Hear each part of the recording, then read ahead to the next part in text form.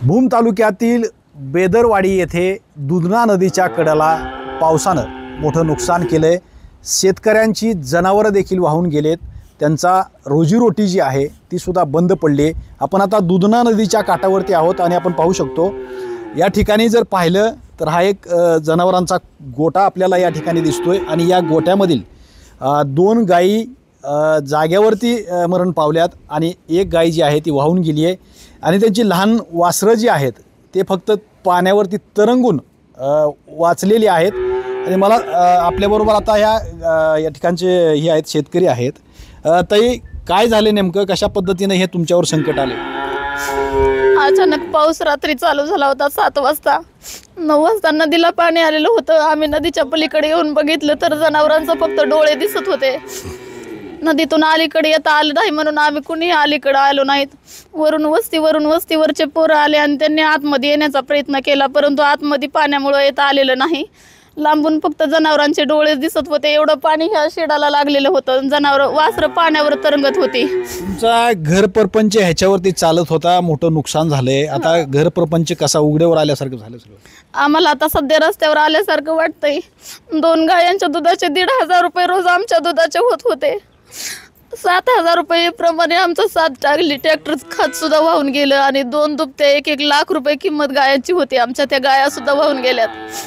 3-3 हजार कडब्याच्या आमच्या 2 गंजी लागलेल्या होत्या। आज कडबा घ्यायला गेला तर 5,000 रुपये शेकडाप्रमाणे कडबा घ्यावा लागतोय।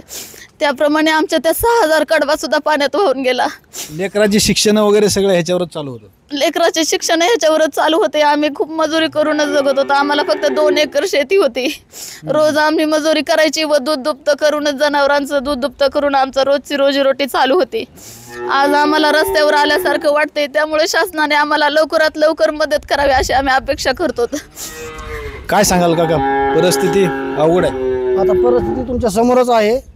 पूर्ण आमचं वायालाच गेलेलं आहे सगळं। शेतातलं बी बघितलं तुम्ही, सोयाबीन पूर्ण 2 एकर वाहून गेले। जनावरच माझी 2 मरण पावलेत, 1 वाहून गेली।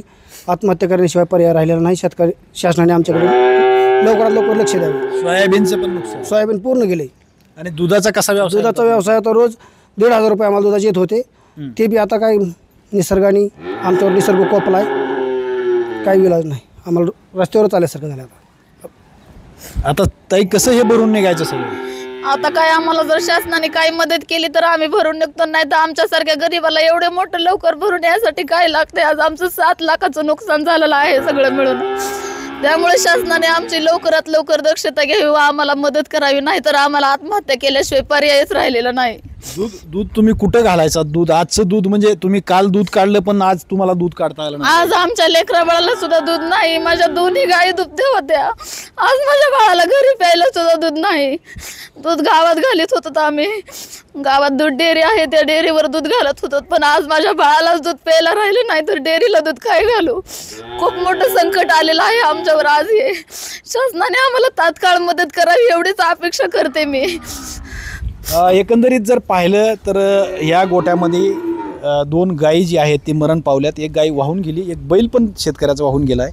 आणि हृदय म्हणजे तळमळ वाटणारी गोष्ट ही आहे की ह्या 2 गायीची ही वासरं जी आहेत ही सकाळपासून ओरडत आहेत आणि त्यांना त्यांची आई जी आहे ती फक्त खाली पडलेली दिसती।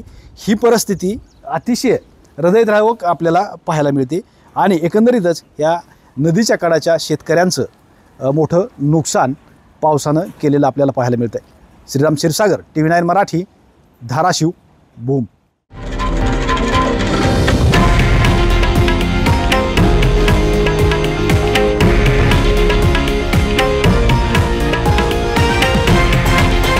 हे आहे देशातील नंबर 1 न्यूज नेटवर्क आणि आपण पाहत आहात TV9 मराठी, एकमेव।